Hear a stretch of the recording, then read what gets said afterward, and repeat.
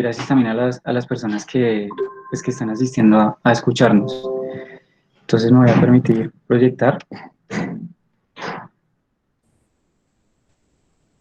Bueno,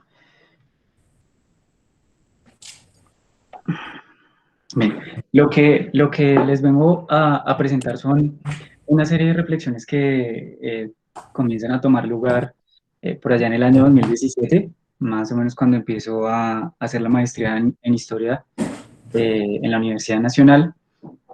Para aquel año, en el marco de un evento, tomé la iniciativa de revisar una publicación que es del año 1824, que se llama La Atalaya. Son 24 números dedicados a grandes rasgos a demostrar eh, por qué es necesario sostener, digamos, el maridaje entre religión y política en el marco de la comunidad política que se estaba construyendo para aquella época. Estamos hablando pues de la transición entre la monarquía española y la república para ese momento denominada República de Colombia. Recuérdese pues a grandes rasgos que para esa época, 1824, estamos hablando pues de la integración y el proyecto político de la antigua Capitanía de Venezuela, del antiguo Virreinato de la Nueva Granada, y posteriormente se juntaría la Real Audiencia de Quito. Entonces, en ese sentido, me llamó la atención encontrar como hilo conductor en el periódico las enunciaciones de la herejía y digamos que eso da inicio al marco temporal que voy a manejar en estas reflexiones, que son 1819-1852. Yo sé que va a ser, digamos que es bastante amplio el tema, voy a respetar el tiempo y pues cuando se cumpla mi tiempo me dirán, digamos que fui bastante exagerado, lo sé, con lo que les quiero mostrar, pero digamos que ahí voy a procurar como en aras de sostener la narrativa, mantener alguna coherencia.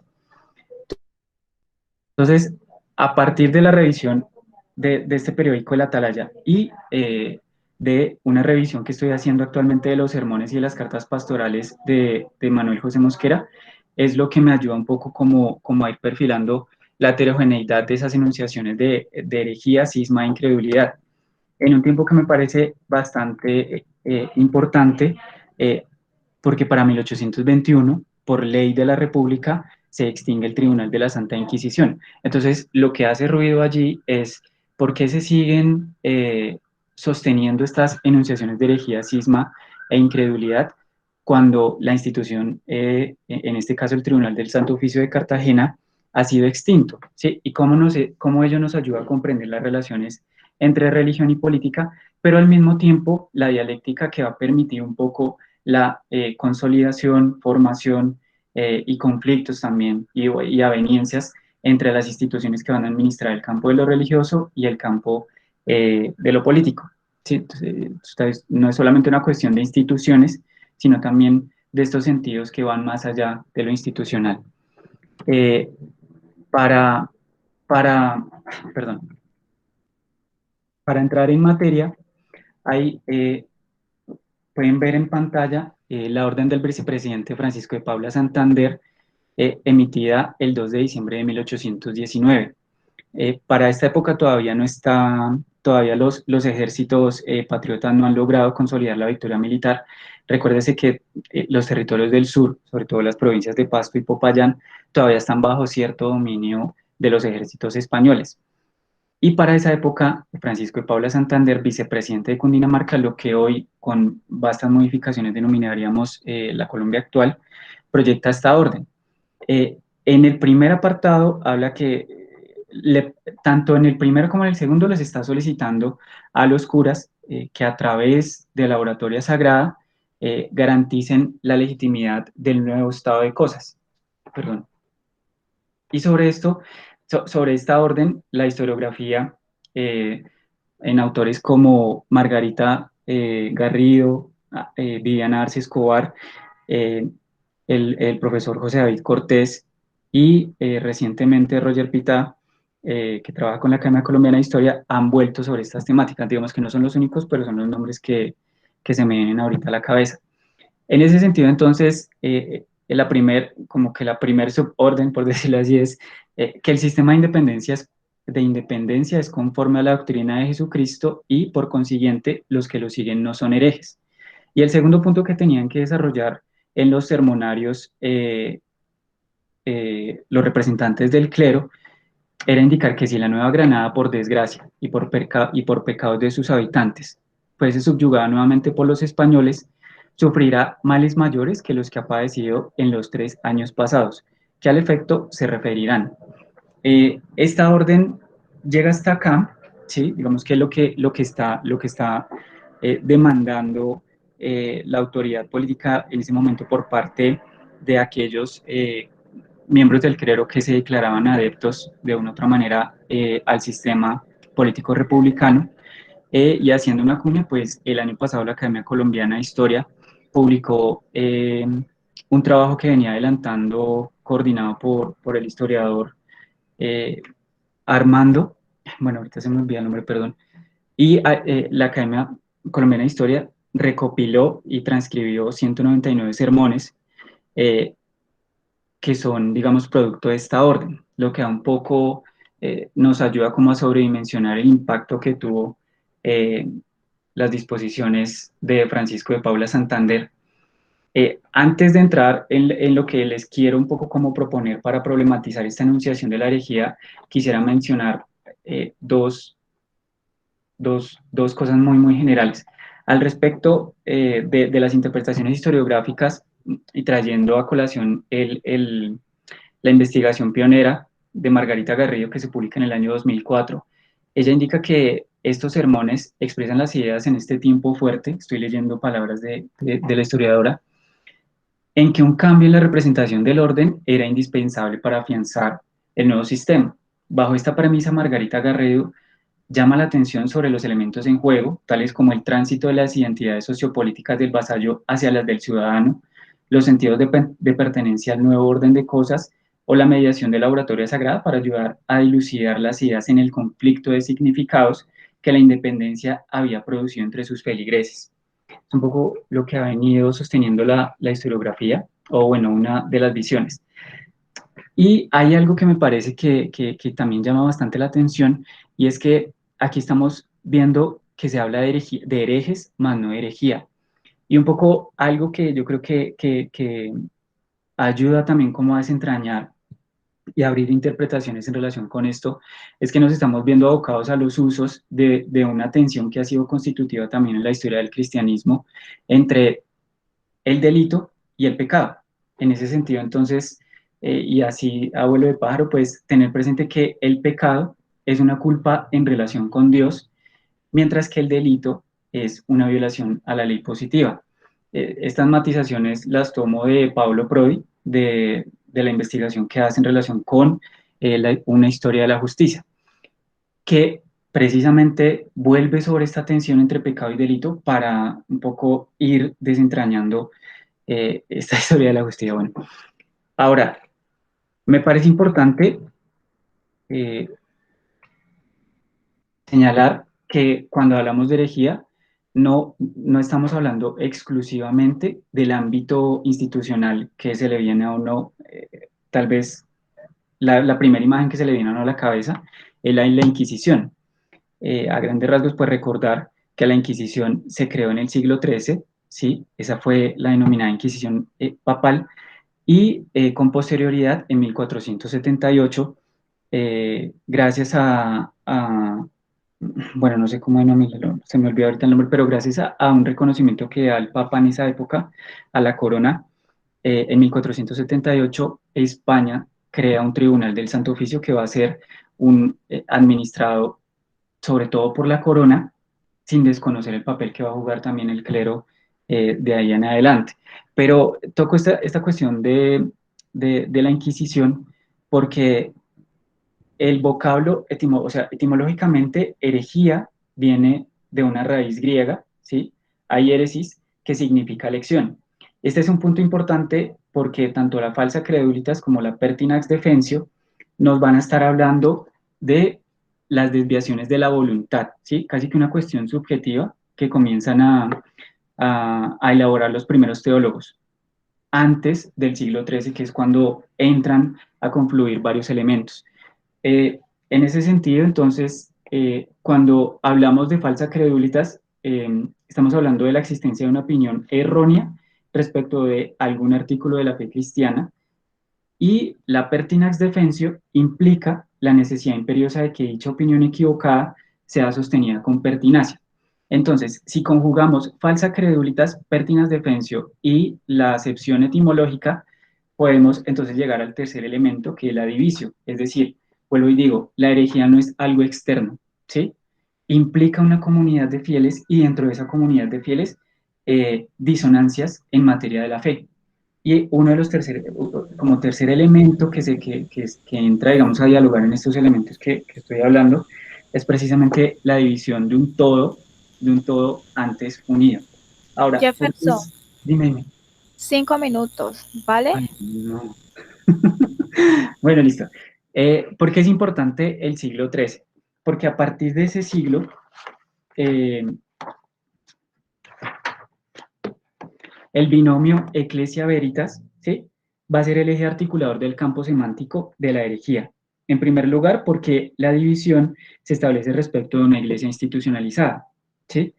Y en este sentido, entre los pontificados de Inocencio III y Bonifacio VII, se engloban las pretensiones de una reforma eclesiástica en hacer creer que la pertenencia a la iglesia no solo era imperativo para la salvación de las almas, sino que, más importante aún, se debía asumir la obediencia al Papa y a sus delegados. Entonces aquí se conjugan muchos elementos, ¿sí? Pero sobre todo, la herejía va a quedar definida desde el siglo XIII en adelante como un delito de lesa majestad, que no es solamente negar el poder civil, sino el poder religioso eh, de la institución eclesiástica en este caso. No quiero, ahora, considero que estos elementos van a confluir en las enunciaciones de herejía para la orden en un punto que me parece importante, y es que desde este momento en adelante se puede visualizar un conflicto, y es en relación con el monopolio de la verdad, ¿sí? Porque ahora, ¿quién va a ser el depositario legítimo de la verdad? Y en ese sentido no es una cosa menor, porque al mismo tiempo que el gobierno republicano debe valerse de máximas para asegurar la gobernabilidad del nuevo proyecto, ¿sí?, a partir de máximas que obliguen a todos los ciudadanos y las demás personas. Al mismo tiempo, la recomposición de la iglesia para esta época va a entrar en choque con algunas de los efectos de este combate por el monopolio de la verdad y por tornarse como la única referencia en la sociedad. Como me queda poco tiempo, bueno, quisiera ahora, hay una línea que nos lleva, entonces, que he procurado como venir dibujando, y es, tenemos las desviaciones, tenemos una institución que al reclamarse el monopolio de la verdad dice que es herejía, ¿sí? Y por tanto legitima toda una serie de disposiciones para algo muy importante que sucede desde el siglo XIII, y es hacer de la herejía un delito y del hereje un delincuente, ¿sí? Y todos los intríngulis jurídicos que se van a estar perfilando allí. Pero digamos que de las desviaciones hacia la herejía y de la herejía hacia el cisma, porque el cisma marca una ruptura, ¿sí?, entre la comunidad, al interior de la comunidad. Entonces, quería mostrar este primer momento de la herejía al hereje y retomar ahora algo que también me llamó la atención cuando estaba revisando, y es la figura del obispo de Popayán, Salvador Jiménez de Enciso y Cobos, quien entre 1819 y 1820 predicó a favor del rey Fernando, excomulgando a quienes se unieran a las tropas patriotas en defensa de la independencia y mandando a cerrar la catedral del obispado. La manera en cómo responde el vicepresidente Francisco de Paula Santander ante las disposiciones del obispo de Popayán, quien con posterioridad jurará la constitución política y será nombrado como obispo de Popayán, adepto a la causa republicana, es ordenar reunir una junta de teólogos para que decrete la sede vacante del obispado y con eso quitarle la potestad a las excomulgaciones que había realizado antes de marchar a la ciudad de Pasto. Mediante el decreto del 25 de abril y como resultado de la Junta de Teólogos que se nombra, que son 5 teólogos del arzobispo, sí, del arzobispado de Bogotá que se reúnen, Francisco de Paula Santander, mediante el decreto, indica lo siguiente, en el numeral cuarto, que el edicto en los términos que está concebido es atentatorio a la autoridad del gobierno y a la del metropolitano, y contiene los gérmenes de un cisma perjudicial en lo político y de funestas consecuencias en lo moral. Aquí con lo que quiero llamar la atención es que ahora el cisma, ¿sí? Fíjense cómo van circulando y se van abriendo otros sentidos a los usos del lenguaje religioso. Entonces, un poco como para perfilar una interpretación ahora en relación con esto, eh, quisiera leer una cita con Michel de Certeau y supongo que ay, ya se me acabaría el tiempo. Entonces, en este sentido, voy a abrir comillas, pues, para leer una cita de Michel de Certeau. Hay herejía cuando una posición mayoritaria tiene el poder de nombrar en su propio discurso y excluir como marginal a una formación disidente. Una autoridad sirve de marco de referencia al grupo mismo que se separa o que ella rechaza. El cisma, por el contrario, supone dos posiciones, ninguna de las cuales puede imponer a la otra la ley de su razón o la de su fuerza. Ya no se trata de una ortodoxia frente a una herejía, sino de diferentes iglesias. Tal es la situación en el siglo XVII, para lo que él está estudiando. Los conflictos ponen en entredicho formaciones heterónomas. Ese estallido fatal de la antigua religión de la unidad traslada progresivamente sobre el Estado la capacidad de ser la única referencia, la única unidad referencial para todos. Hasta ahí va Michel de Certeau. Solamente como para contextualizar esta cita y un poco con lo que he querido venir a mostrar en los nuevos usos de herejía, hereje y cisma, por lo menos hasta finales de la década del 20, me parece que confluyen varias cuestiones, ¿cierto? Retomo lo que les venía indicando de la disputa que se abre desde ese momento en términos de cuál será ahora la autoridad legítima para resguardar el monopolio de la verdad. Y creo que eso configura y ayuda a comprender muchas, ¿sí? de los conflictos que se irán sucediendo durante el siglo XIX, a costa, ¿sí? de referencias religiosas, ¿sí? Digamos, vuelven las autoridades políticas sobre cuestiones religiosas para precisamente afincar un poco, definir, delimitar eh, esta tensión que encuentro entre quién será de ahora en adelante la autoridad legítima en demandar el monopolio de la verdad. Y bueno, terminaría, porque sé que me imagino que ya me pasé bastante, anotando una paradoja. Tanto lo que vemos con la enunciación del cisma, eh, como con la orden de 1819 y la amplia producción, pues 199 sermones hablan de una vasta producción en este sentido, es que considero, pues digamos que eso es una hipótesis para fijar, y es que lo que se está jugando aquí es partir de las desviaciones, casi que es una paradoja, yo lo denominaría así, partir de las desviaciones para construir el consenso. Y eso ayudaría a explicar por qué la debilidad en la construcción institucional, tanto de la iglesia institucional como de muchas de las disposiciones eh, republicanas, ¿sí? Yo dejaría ahí, pues me faltó hacer las enunciaciones hacia el arzobispo Mosquera, que nos ayudaría a comprender otros matices y otros usos, reapropiaciones de la herejía, pero pues agradezco porque sé que me pasé. Bueno, Jefferson, muchas gracias por la presentación. Pasamos entonces a una breve ronda de preguntas. Recordemos que para cada exposición tendremos más o menos 5 minutos para preguntas y respuestas. Eh, todos creo que deben tener el símbolo de levantar la mano si quieren preguntar. Diego Ospina. Sí, buenas tardes a todos.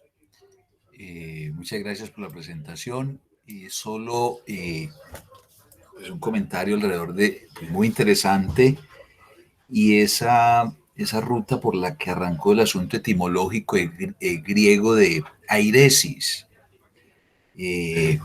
Yo soy de la Fundación Universitaria Católica Lumen Gentium, donde tenemos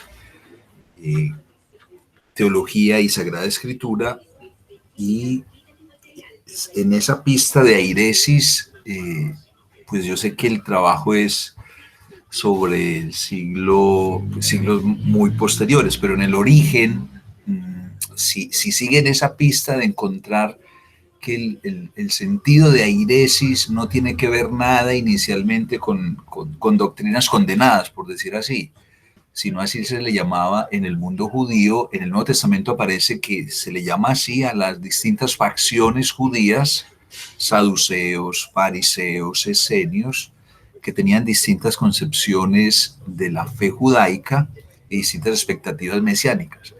Eso es interesante en términos de evidenciar, y podría servirle ahí en ese trabajo, cómo, con eso que usted indica ya en el medioevo, cuando se le da una connotación ya diversa al término airesis, de doctrina falsa o falsamiento de la verdad, qué sé yo, para indicar cómo se fue dando un viraje a este asunto, y en términos de lo que, pues, del uso sesgado que luego aconteció, pues, en las iglesias.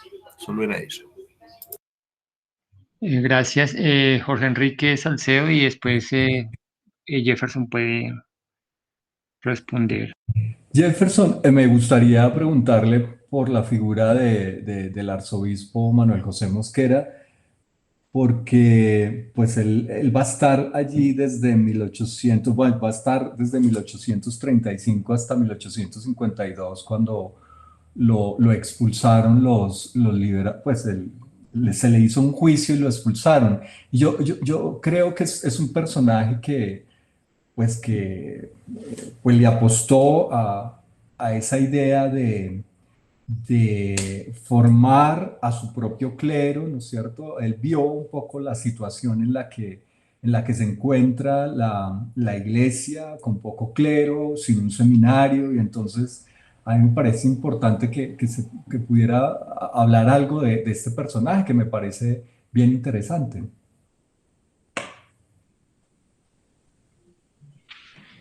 Gracias, Jefferson.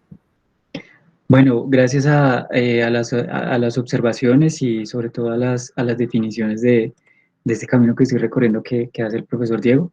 Y en relación a lo que me comentaba el profesor Jorge, precisamente iba a tocar el tema de constantemente el arzobispo Mosquera va a ser atacado herético, ¿sí?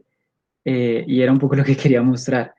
Y eh, el profesor Jorge toca un punto, estamos conectados porque, claro, él es nombrado como arzobispo en 1835 y la primera pastoral va a marcar un programa. Entonces, él dice, me voy a dedicar a la educación de los niños y también a la formación del clero, ¿sí? Y en 1837, todavía, digamos que yo creo que no, como que aseverar si realmente fue una única disposición de él o intervino allí las autoridades políticas de una u otra manera, pero hay un curso de Derecho Canónico que va a ser bastante polémico. Se publica en 1837 y va a recopilar 6 volúmenes. 2 de ellos van a estar dedicados al derecho universal eclesiástico de Segismundo Laquis, quien es acusado de febronianismo, es decir, una corriente dentro de todo lo que está pasando en Europa desde el siglo XVI en adelante, una corriente que va a decir o que va a poner, digamos, como cortapisas a la autoridad del Papa, ¿sí? Y dentro de esos 6 volúmenes también se publican 2 volúmenes de las instituciones canónicas de Domingo Cavalario, quien es censurado por el índice. Entonces démonos cuenta acá que esto es solamente un ejemplo, porque tendría más en la cabeza, pero es un ejemplo de cómo el propio clero, que supuestamente ha de ser obediente ante su arzobispo, lo primero que hace es decirle al arzobispo que recuerde que tanto los textos de Segismundo Laquis como de Domingo Cavalario son contrarios a la ortodoxia católica. Y estamos hablando de 1837, Mosquera es desterrado en 1852, pero a lo largo de estos casi 18 años de su gobierno arzobispal, va a ser atacado constantemente precisamente bajo estos otros usos y resignificaciones de la herejía. Solamente pues para terminar, hay una carta que a mí me parece, yo todavía no he sabido cómo leerla, y es una carta que le destina Rufino Cuervo, también la tenía en las diapositivas, meses después de ser nombrado como arzobispo. Y en una parte el arzobispo Mosquera indica, eh, esto me hace presumir que tendré que combatir en esa diócesis, es decir, la de Bogotá, dos clases de males en el clero. De una parte el filosofismo enmascarado que ha entrado en nuestro clero y de otra el fanatismo del siglo XII. Entonces, fíjense que no fue gratuito volver sobre elementos de la herejía en el siglo XIII, porque si bien es cierto que hay una historia de la Inquisición que nos habla, ¿sí? Que nos habla para comprender también esto, creo que ahí hay otros sentidos que se pueden llegar a proponer. Yo diría por el momento eso. Y bueno, gracias por el espacio. No, gracias a usted, Jefferson. Creo que en uno de los puntos que usted indica, pues toca un tema que es de suma importancia, que es esta relación entre el delito y pecado, que tiene que ver con algo mucho más fuerte, que es el problema de la institucionalidad, la formación de un Estado moderno, el aparato judicial, jurisdiccional, la distinción entre público y privado, la construcción de un Estado laico, una sociedad secular. Entonces yo creo que a partir de lo que usted nos menciona, pues igual se seguirá trabajando en ese tema usted, supongo. Muchas gracias. Bueno, bien, ahora en el orden de intervenciones estoy yo allí. Voy a compartir con ustedes unas reflexiones que he ido construyendo. Voy a compartir pantalla, que he ido construyendo a partir de algunas investigaciones de años recientes, tratando ya como de sistematizar como para dedicarnos a otro tipo de asuntos. Sobre la relación política y religión y tratando de mirar cómo esta relación política-religión, no sé si ya la están viendo en la pantalla. Sí, ¿Está? profe, se ve muy Listo. bien. Bueno, gracias. Esta relación política y religión en Colombia, para mirarla en la historia republicana. Yo hablo de historia republicana esencialmente el 19, que es lo que yo he trabajado. Y a partir de allí, pues viene lo siguiente. Yo sí considero que esta relación política-religión se ha visto esencialmente de una visión reduccionista en dos aspectos. Reduccionista en lo legal, que es la manera en cómo la Iglesia Católica inicialmente y después las iglesias y el Estado y las otras iglesias se han relacionado con el Estado. Inicialmente la católica, porque esta era la que primó tanto la religión como la iglesia hasta la independencia. Bueno, a lo largo del 19 también, pero ya con la independencia se abre lo que se denomina pues la tolerancia religiosa. Y esta es una relación esencialmente legal que tiene tres etapas definidas: el patronato, la separación y el concordato. La segunda es una relación reducida a iglesias y Estado, pero que es una lectura eclesiástica y conservadora, pero que tiene que ver con un problema esencialmente historiográfico. Pues yo soy historiador y yo parto del principio que la forma como nosotros entendemos la colonia y la forma como entendemos el siglo XIX han sido construidas por las visiones que se elaboraron en el mismo siglo XIX. Nosotros sabemos que la historia está compuesta por los distintos discursos interpretativos del único pasado. Y de tal forma que lo que nos interesa mucho a los historiadores, por lo menos a mí, no es tanto el pasado, sino esas interpretaciones. Y en ese sentido son algunas obras del siglo XIX las que han indicado cómo se debería estudiar esa relación política-religión y que la han reducido a lo esencialmente legal y a la relación entre iglesias y Estado. Ah, pues yo puedo mencionar solo a dos autores, José Manuel Grot, con su obra Historia Eclesiástica y Civil, y Juan Pablo Restrepo, que es la Iglesia y el Estado en Colombia. Entonces, esto nos indica, porque fueron dos obras, no solo que tuvieron mucho peso en el siglo XIX, en la segunda mitad, la obra de Grot aparece en el 1869-1870 y la obra de Restrepo en 1885, que tuvieron mucho impacto en esa segunda mitad del XIX, pero además son el referente para buena parte de los historiadores que estudian la relación política y religión, por lo menos hasta comenzando el siglo XXI. Lo que Grot y Restrepo hacen es reducir esa relación política-religión a lo esencialmente legal, y es una relación entre una iglesia, que es la católica, y el Estado. Entonces, esta es en primera instancia esta visión reduccionista. El segundo problema es la dificultad para construir las definiciones, para definir o entender qué es religión y qué es política.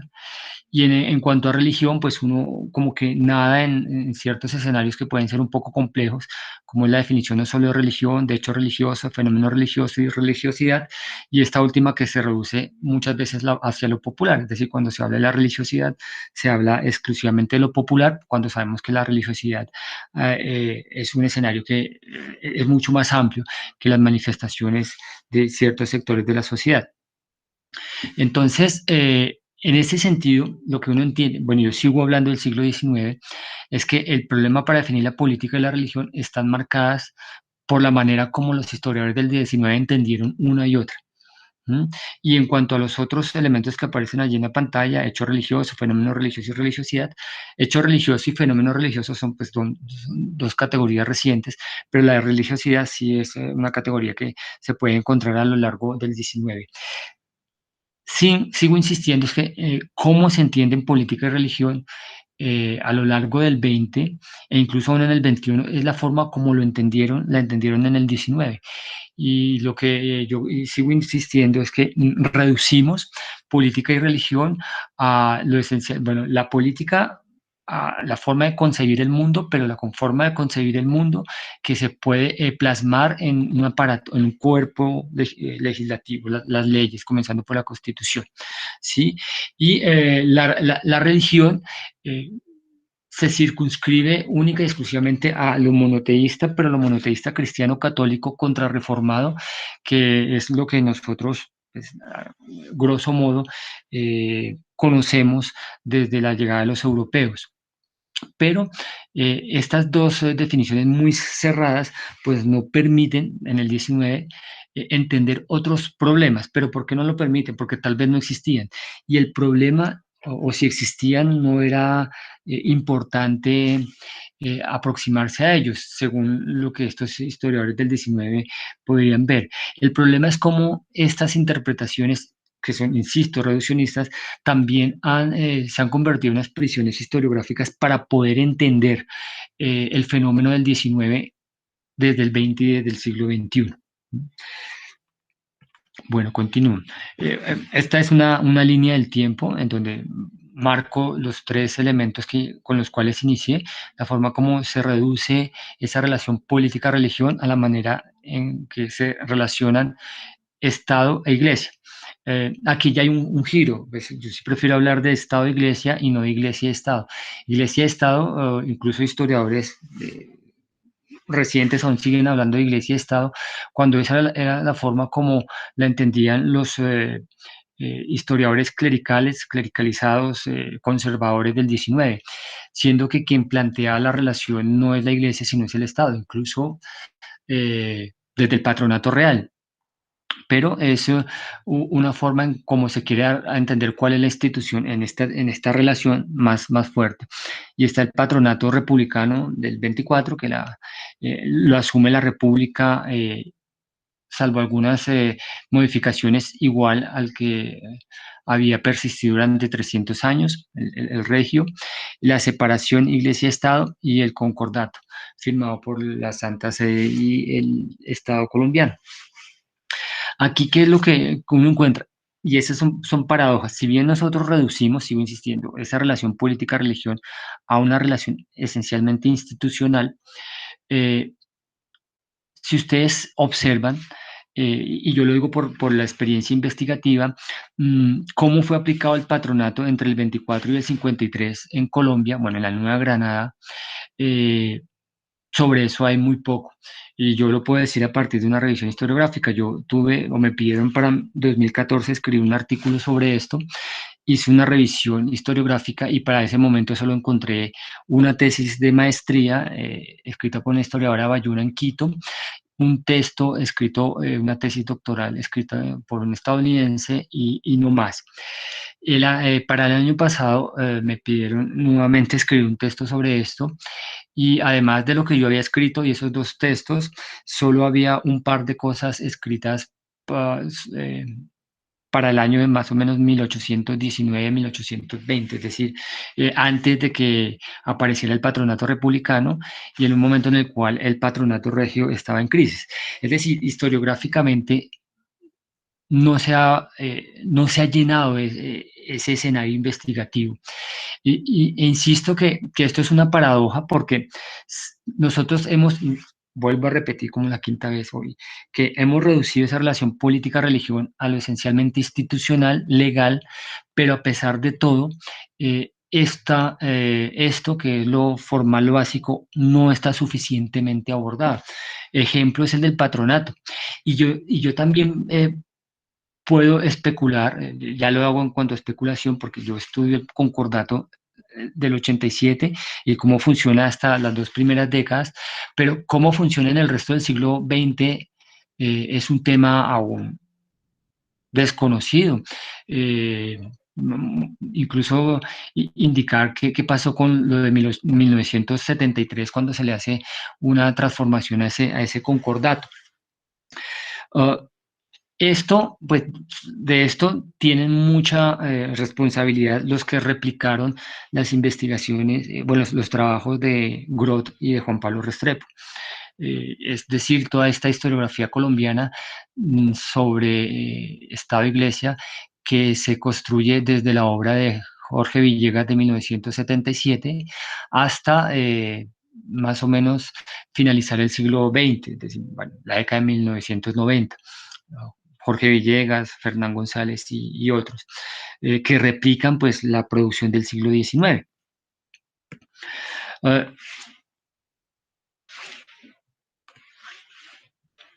Y sigo con lo legal.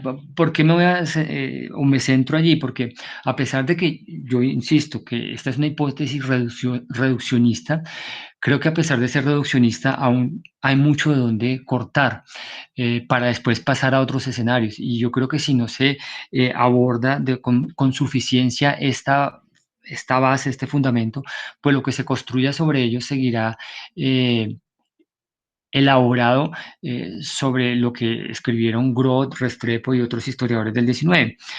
Un momento que a mí me parece fundamental y que tampoco ha sido suficientemente abordado y que permitiría entender de una manera más clara esa relación política-religión en el XIX, sobre todo después de 1835 y sobre todo en las sobrevaloradas reformas liberales de mitad de siglo, es cómo la Santa Sede acepta la independencia de las nacientes repúblicas hispanoamericanas, comenzando por la Nueva Granada, que fue la primera.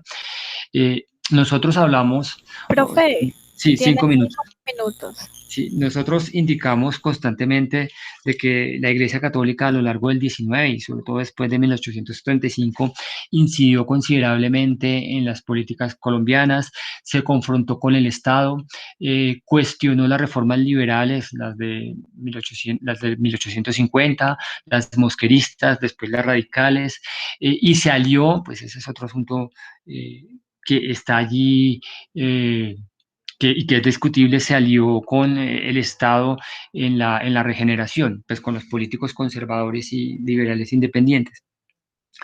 pero todo eso tiene un origen en este momento, en 1835, porque eso es lo que le da la posibilidad al Papa como cabeza de la Iglesia, y por medio de él, por medio de sus representantes y también de la cabeza y las distintas cabezas de la Iglesia en Colombia, de poder intervenir en política. Es decir, si uno no entiende cómo comienza a presentarse eso desde 1835, pues va a hacer afirmaciones como que las reformas liberales fueron lo más complejo y lo más duro que vivió la Iglesia como institución en la historia republicana, porque pues no se conoce lo anterior. E incluso si somos un poco más laxos y vamos hacia atrás, pues nos metemos con la colonia, pues muchas de las reformas que la corona implementó, como la desamortización en España, pues fueron mucho más duras que las que hicieron políticos como Mosquera un poco más adelante en Colombia. Entonces, pues, con esto lo que quiero dar a entender es que nosotros hemos trabajado sobre unos supuestos que se construyen historiográficamente desde el 19, pero estos supuestos fueron por lo menos durante una centuria, es decir, 1885, cuando aparece el texto de Restrepo, hasta más o menos 1990, fueron tomados de una manera acrítica. Y eso, al ser tomado de una manera crítica, pero seguir reforzando estos supuestos, lo que impidió, incluso para generaciones posteriores a 1990 de historiadores, impide ver un entramado más profundo. Y ese entramado más profundo es que o está dirigido a ver cómo esa relación política-religión, por ejemplo, en las reformas de mitad de siglo, pues yo no me voy a detener ahí, pero para mí son muy importantes porque de una u otra forma marcan un devenir de la historia política en 30 años, han sido sobrevaloradas y son sobrevaloradas por unos y otros. Entonces, yo lo que quiero llamar la atención con esto, con en estos 15 minutos que yo sé que son pocos para lo que uno tenga que decir, pero también como más bien como un llamado de atención, es hacer una revisión más concienzuda de lo que se ha producido sobre esa relación política-religión desde el siglo XIX, para a partir de allí mirar estos vacíos que yo sigo insistiendo, los que tienen que ver con lo legal, la relación Estado-Iglesia, patronato, separación, concordato, la manera como funcionó la iglesia como institución, la católica en el 19, pero para partir de allí ya meterse en cosas más menudas, como por ejemplo la tolerancia religiosa, la migración de no católicos, la religiosidad popular, el devenir y accionar de distintas misiones, no solo por comunidades religiosas católicas, sino también por otras denominaciones cristianas, lo que estaba pasando en las Antillas con la presencia de judíos y musulmanes, pero también de cristianos no católicos, lo que estaba pasando con los proyectos educativos, la participación de lo religioso, pero también de la Iglesia Católica en los distintos conflictos político-militares, las guerras civiles, pero también la violencia simbólica. Es decir, creo que aún nos falta preguntarnos mucho por lo institucional, por esa relación institucional política-religión, para poder a partir de allí comenzar a construir unos entramados mucho más finos, mucho más delgados. Ese como un llamado de atención que yo pues hago o quiero pues plantear a ustedes con esta pequeña presentación. Y eso es por lo pronto lo que tenía que compartir con ustedes. Muchas gracias.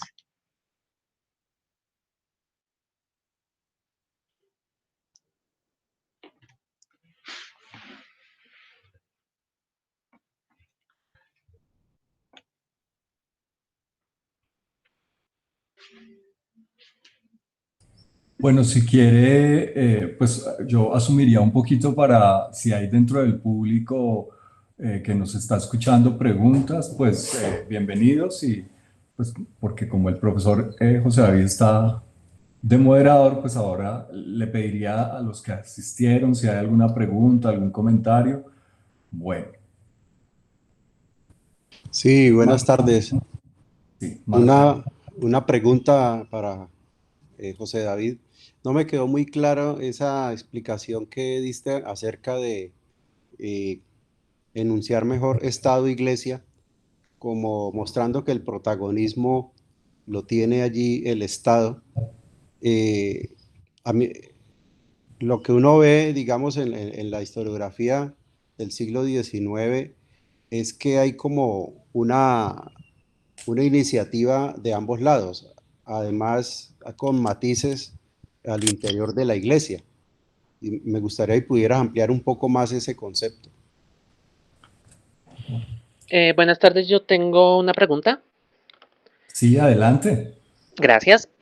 Para el profe José David, bueno, estas hipótesis y esta crítica a la reduccionista me recuerda mucho lo que la profesora Benedetta Albani en el Instituto Max Planck nos ha realizado a varios estudiantes sobre la manera como también se tiene que estudiar el patronato indiano, que no sea tan enfocado en lo legal, no solo enfocado en los archivos hispánicos, sino también mirar cómo desde Roma también se intentó retomar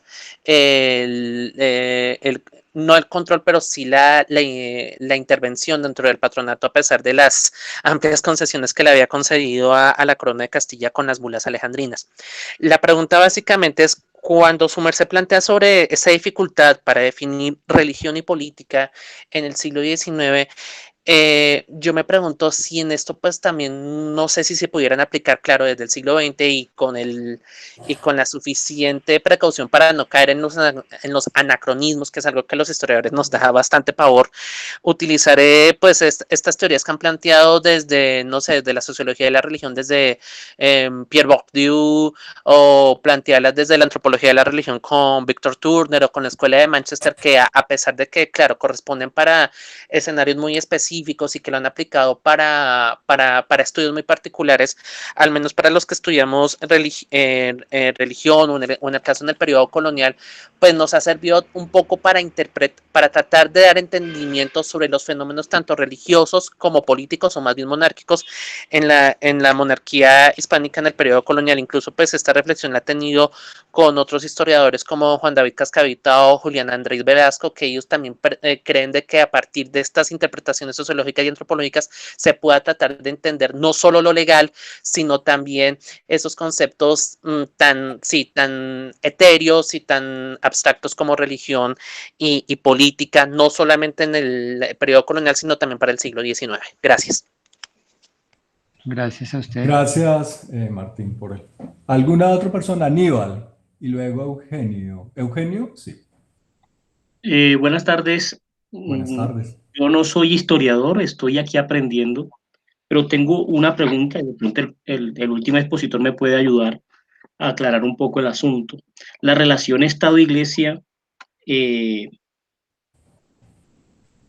solamente se da a nivel, o política, religión, solamente se da a nivel institucional, desde las instancias de poder político, o sea, decisorias, y el movimiento es que desde allá se permean las voluntades de los individuos del cuerpo de la masa gobernada, o son los dos movimientos al revés, desde lo que los individuos están experimentando en sus religiosidades o sus prácticas religiosas, se condensa a alguna fuerza de intereses y que toman forma en quienes estén en el poder para poder, digamos, viabilizar precisamente esos intereses políticos y religiosos.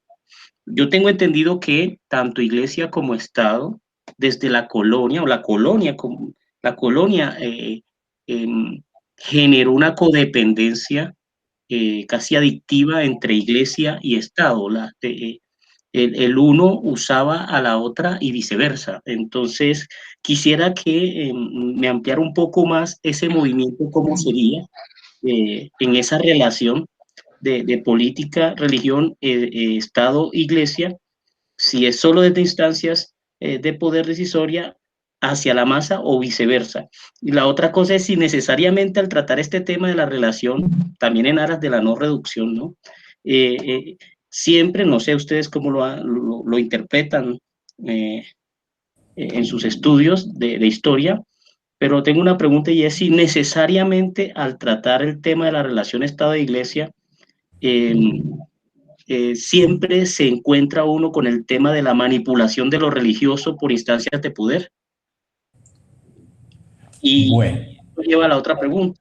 ¿No se ha registrado hechos en donde haya una autonomía crítica de los individuos de entre la masa respecto al intento de manipulación de lo religioso por parte de las instancias de poder, ya sea instituciones religiosas, del poder institucional religioso o civil?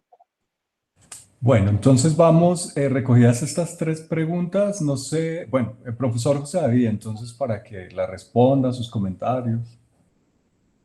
Sí, bueno, muchas gracias a quienes han preguntado, ¿no? A Pablo Moreno. A ver, ¿por qué proponer hablar de relación Estado-Iglesia y no Iglesia-Estado? Esto tiene varios aspectos. Uno es un aspecto de, llamámoslo así, rebeldía historiográfica.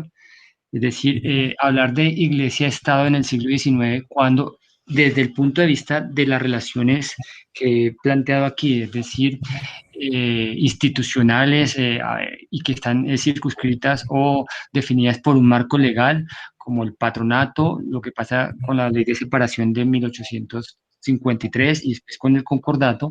Si usted observa, estoy hablando del siglo XIX, las tres son planteadas por el Estado. Es decir, el patronato es la República quien lo asume y la Santa Sede nunca estuvo de acuerdo con el patronato republicano. Nunca estuvo de acuerdo ni acá ni en otros escenarios donde se intentó implementar en América Latina, como México, Chile, etcétera. No, nunca estuvo de acuerdo. ¿Por qué? Y ahí voy también respondiendo otra pregunta que creo que es la de Martín, porque a diferencia del patronato regio, el patronato regio lo que hizo fue poner un intermediario para el accionar de la iglesia. Y yo, en ese sentido, yo recomiendo un texto pues, que es sintético de la profesora Elisa Cárdenas, ella es mexicana, que se llama Roma, el libro publicado por el Colmex en México, en donde muestra eso, es decir, la iglesia como, en Roma no le interesaba porque quería entrar o sea, no quería al Estado como intermediario, ¿sí? No quería al Estado como intermediario. Entonces, ese patronato republicano es planteado por el Estado, la naciente república es una ley de 1824. La separación de 1853 también es planteada por el Estado en medio de las reformas liberales. En Roma, yo no está de acuerdo, porque condena cualquier tipo de separación, pero como incluso el mismo Mosquera, el arzobispo, el que hablaron en la exposición anterior, antes de ser expulsado, y que se veía la posibilidad de la separación, él dijo, con tal de que no se generen más turbulencias políticas, pues podemos aceptar esa separación. Y el concordato, pues el concordato también es un proyecto legal promovido desde la República de Colombia y que para los intereses del Vaticano, como lo ha manifestado Jesús María Laboa en un texto, pues el concordato era el modelo ideal que quería el Vaticano de relación con cualquier Estado.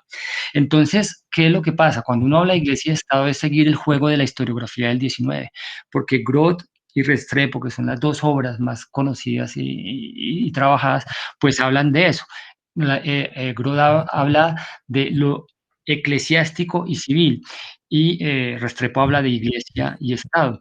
Entonces, yo creo que el orden de los factores sí es importante en el 19. Y yo sí invito a que ese sea un giro historiográfico, por lo menos para el 19. Ahora, pues Martín está muy metido en la época colonial. Y yo trato, pues, si lo proyecto al 20, al 19, perdón, ¿qué puedo decir? Que en efecto, y ahí también empato con la siguiente pregunta, con la de Aníbal. que en el 19 la relación política-religión es una relación esencialmente o estrictamente legal. ¿Qué se reduce pues, a una relación Estado-Iglesia? Una iglesia nomás, que es la católica, apostólica romana. Pero eso no significa que en la aplicación de esa relación, en los vericuetos, en los ejemplos, en los casos, en las regiones, en las provincias, no encontremos la posibilidad de definir esa relación política-religión por fuera de ese marco esencialmente legal. Pero ¿qué es lo que pasa? Que mientras nosotros no nos aboquemos a mirar cómo se aplica esa relación estrictamente legal, pues es muy difícil encontrar cómo funciona eso, llamémoslo así, de manera muy simple en la cotidianidad. El patronato republicano del 24 indica las funciones que cumplían en esta relación Estado-Iglesia, mediada por el patronato, los distintos actores políticos. El Ejecutivo, el Legislativo y el Judicial, pero también aquellos vinculados con la Iglesia institucional. Pero eso y el mismo patronato indica cómo se debía aplicar en lo global y en lo particular. El asunto es que nos hace falta mirar eso, lo particular. Como no lo hemos hecho, pues es difícil responder a esa pregunta de Martín y de Aníbal. Bueno, ¿cómo nos metemos a mirar si podemos aplicar a X, Y o Z teoría sociológica allí? Voy a poner un ejemplo de lo que se está haciendo y que me gustaría que se aplicara para esto. En 1870, ustedes conocen, hay un decreto orgánico de instrucción pública primaria en donde se dice, se vuelve la educación laica. Pues ahí ya hay un problema porque eso no era lo que perseguían, pero bueno. Y que se quita el catecismo en las escuelas, etc. Entonces nosotros, como en el fútbol, nos vamos con la finta, es decir, eso fue así. Pero cuando uno mira, entonces ustedes que están allá en la Universidad del Valle conocen los trabajos de la profesora Adriana Santos y de su grupo de estudiantes, como Fernanda Muñoz, comienzan a trabajar cómo fue aplicada ese decreto en lo local, en lo parroquial, incluso ni siquiera en los estados soberanos, sino ir y mirar cómo en los departamentos de los estados, en las parroquias funcionaba eso. Uno se da cuenta de que una cosa es lo legal y otra cosa es cómo los individuos negocian esa legalidad para beneficio de la pequeña comunidad del microcosmos.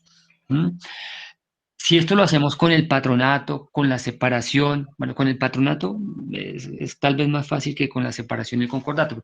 Con el patronato nos podemos comenzar a dar cuenta de cómo comenzó a funcionar esa relación política-religión desde el comienzo de la formación republicana, desde 1824, cómo se fueron reconfigurando las fuerzas, tanto las políticas como las eclesiásticas, pero también en la religiosidad popular, también en las vivencias, en las creencias, en la fe, en la particularidad de la fe de todos y cada uno de los individuos. Ese es como el llamado de atención, por lo menos para esta primera mitad del siglo XIX, es que a mí también es otro asunto. Yo creo que hemos sobrevalorado mucho las reformas liberales, incluso yo mismo en varios trabajos, y le hemos dado muchas vueltas a esas reformas, pero no hemos mirado un poco hacia atrás. Hacia atrás es los primeros 30 años republicanos.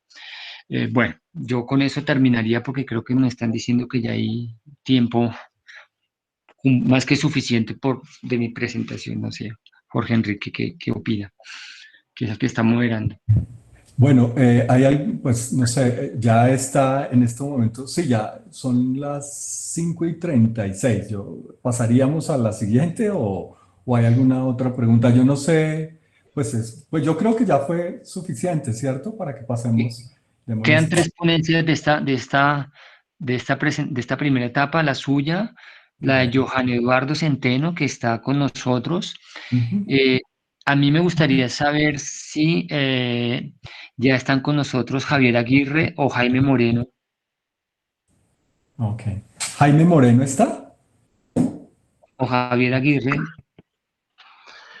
Perdón que interrumpa. Profes, ninguno de los dos ponentes ha llegado. Entonces Ah, ok. creería yo que es pertinente continuar con las otras dos ponencias y volver a abrir Discusión al final. el tiempo de preguntas. Sí, Exactamente, para optimizar el tiempo. sí me parece bien. Si ellos no llegan, pues aprovechamos ese tiempo para hablar de las ponencias que se han presentado. Me parece muy bien. Entonces, pues muchas gracias por sus preguntas. Igual esperemos tener unos minutos al final para todo. Y pues vamos con la siguiente presentación, que está a cargo de Jorge Enrique Salcedo Martínez, que es profesor de la Pontificia Universidad Javeriana en Bogotá, y su texto para compartir, Los jesuitas y el Partido Conservador, 1884-1965. Bueno, muchas quiero agradecerles pues al profesor José David y quiero agradecer también al profesor Antonio Echeverry pues por este Congreso del Hecho Religioso, Congreso Internacional. Yo quisiera presentar en esta tarde lo siguiente, a ver, lo que les voy a decir hoy es fruto pues de un proyecto de investigación pues, que es a largo alcance y quisiera decir lo siguiente, a ver, es un proyecto de investigación sobre la Compañía de Jesús. Es un proyecto de investigación para celebrar, sí, es también importante decir eso, para celebrar los 100 años de la provincia colombiana. Entonces yo voy a dar algunos puntos y al final pues no tengo presentación, entonces quiero como motivar que lo que voy a decir hoy, el contexto y el pretexto de esto es que pues esto es un proyecto de investigación que está en curso y que lo estamos desarrollando en este momento. Y entonces yo comenzaría diciendo que pues con este estudio, es un estudio de la Compañía de Jesús en Colombia, desde 1884 hasta el 2024, el 2024. Voy a explicar por qué.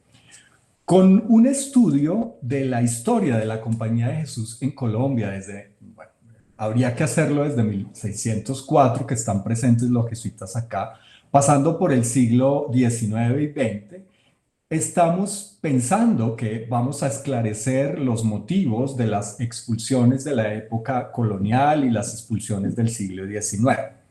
Recuerdo un poco, y esto es contexto, en el 1767 se pone en vigor la pragmática de Carlos III, rey de España. Esta expulsión obedece a un conjunto de factores políticos, económicos, sociales, culturales y religiosos del regalismo europeo.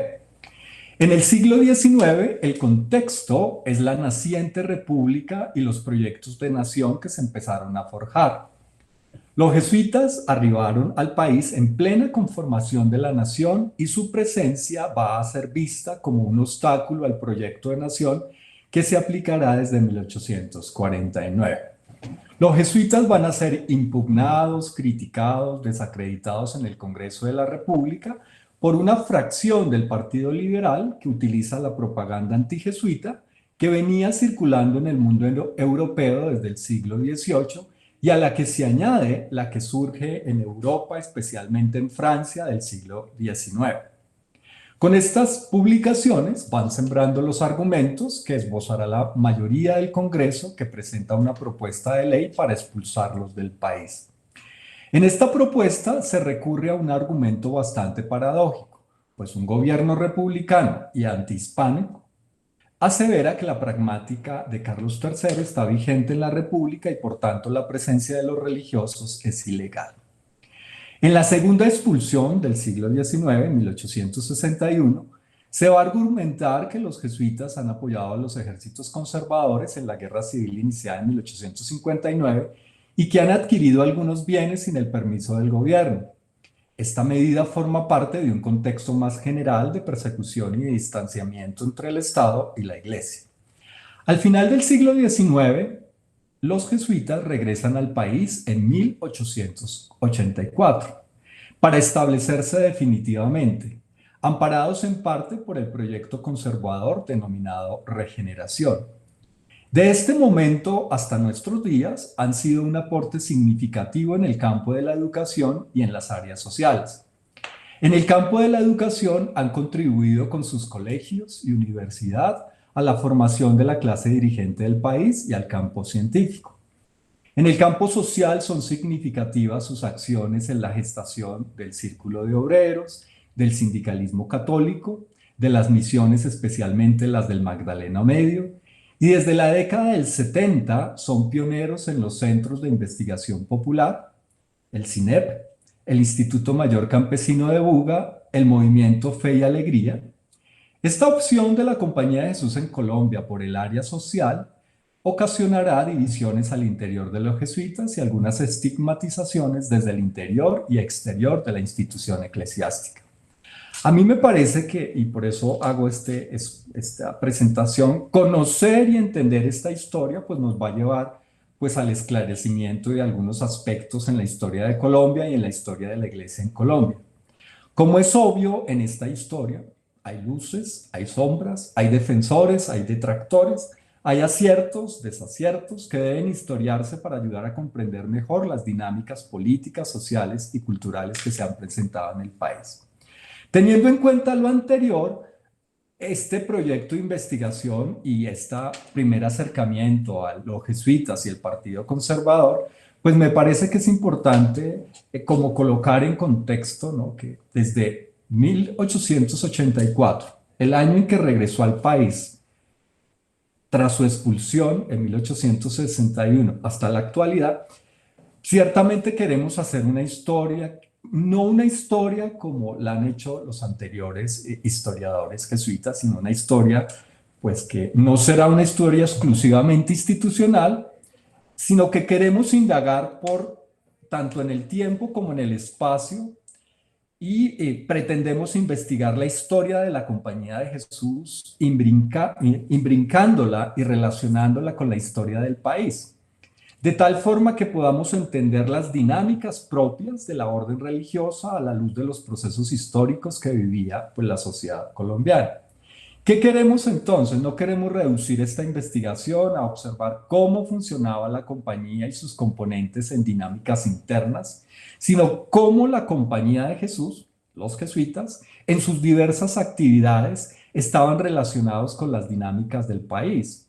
Por ejemplo, la relación con los gremios económicos, con los partidos políticos, Partido Político Conservador, Partido Político Liberal y con otros partidos políticos que surgen con el Partido Comunista, etcétera, etcétera. Con los sectores populares y con las organizaciones campesinas. Esto significa entender en qué medida la historia de la compañía me parece que se ha relacionado con la historia del país en aspectos políticos, económicos, sociales, culturales, educativos, entre otros. Entonces, esto que voy a hablar hoy acá, pues ciertamente lo hemos dividido en varias etapas, ¿no? Es una primera desde 1884 hasta 1924, es decir, los jesuitas regresan en el periodo de la regeneración. En 1900, ellos regresan, unos vienen de Guatemala, que los han expulsado en 1871, otros vienen de España, entonces regresan al país en el periodo de la regeneración. Y esto va a ser hasta 1924, desde el punto de vista administrativo, una misión de una provincia en términos jesuíticos y en términos internos de la compañía, va a ser una provincia, es decir, son españoles y esto va a llamarse la misión colombiana de la Compañía de Jesús, que depende de la provincia de Castilla, depende de España. Y en 1924, pues ya comienza desde el punto de vista administrativo la provincia colombiana de la Compañía de Jesús, integrada por colombianos, también por españoles. Entonces, dado este contexto, a mí sí me parece importante como mencionar lo siguiente, y es ¿por qué queremos estudiar a los jesuitas y al Partido Conservador entre 1844 y 1965? Aquí diría, en 1965, recuerden ustedes, se termina el Concilio Vaticano II. Y entonces estas dos fechas, del 84 al 65, lo que nos van a permitir constatar es que desde los antecedentes, recuerden que la compañía en el siglo XIX, los jesuitas en el siglo XIX, regresaron gracias a un político, a Mariano Espina Rodríguez, que fue el que fundó con José Eusebio Caro, fueron los que escribieron el primer programa del Partido Conservador. Ellos, a través de una ley de misiones y casas de escalas, pues permitieron que la compañía con los jesuitas regresaran en 1842. Y luego, ya lo dije, en 1850 fueron expulsados y se vuelve un conservador. Mariano Espina Rodríguez los invita para que vengan en la Confederación Granadina en 1858. Profe, tiene 5 minutos. Listo. Hay un regreso oficial de la compañía y una elección de la provincia colombiana.